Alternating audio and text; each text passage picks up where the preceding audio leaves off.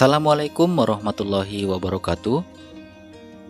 Di video kali ini kita akan belajar mengenali unsur-unsur teks eksposisi. Unsur teks eksposisi akan memberikan gagasan, fakta, dan pola-pola pengembangannya dalam artikel ilmiah.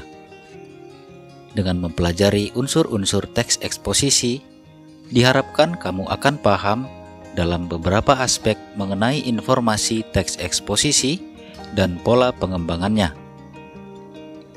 1. Gagasan dan fakta dalam teks eksposisi. Teks eksposisi memuat penilaian, dorongan, atau ajakan-ajakan tertentu kepada khalayak. Bentuk teks eksposisi, terutama di dalam media massa, dapat berupa esai, tajuk rencana, atau editorial, ataupun tanggapan kritis. Gagasan disebut juga ide ataupun pendapat. Isinya berupa pernyataan yang mungkin berupa komentar, penilaian, saran, dorongan, dan bujukan. Contoh, jika pemerintah tidak cepat bertindak dalam 10 tahun mendatang, hutan Sumatera akan musnah dan diikuti oleh musnahnya hutan Kalimantan. Fakta adalah keadaan, peristiwa yang merupakan kenyataan, sesuatu yang benar-benar ada atau terjadi. Hal ini berfungsi untuk memperkuat gagasan sehingga diharapkan lebih meyakinkan khalayak. Contoh, selama bulan Januari sampai Oktober, 45% dari keseluruhan titik kebakaran terkonsentrasi di Provinsi Riau.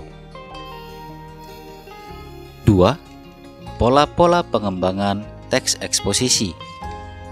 Dalam teks eksposisi, hubungan antar bagian dalam teks berpola sebab akibat. Berikut pola yang dapat digunakan di dalam pengembangan teks eksposisi. Yang pertama, pola umum khusus. Ide pokok bagian teksnya ditempatkan pada awal paragraf yang kemudian diikuti oleh ide-ide penjelas. Pola demikian dikenal sebagai paragraf deduktif. Yang kedua, pola khusus umum. Bagian terakhir dalam bagian teks ini berfungsi sebagai simpulan atau rangkuman dari pendapat-pendapat yang dikemukakan sebelumnya. Pola demikian dikenal sebagai paragraf induktif. Yang ketiga, pola ilustrasi. Ilustrasi-ilustrasi tersebut berfungsi untuk membuktikan suatu pendapat. Dalam hal ini, pengalaman-pengalaman pribadi merupakan bahan ilustrasi yang paling efektif dalam meyakinkan kebenaran suatu gagasan.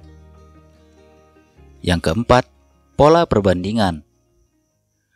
Untuk meyakinkan suatu pendapat, kamu dapat melakukan suatu perbandingan. Benda-benda, keadaan, atau yang lain ditentukan perbedaan atau kesamaannya berdasarkan aspek tertentu. Dengan cara demikian, keyakinan pembaca atas gagasan yang kita sampaikan akan lebih kuat.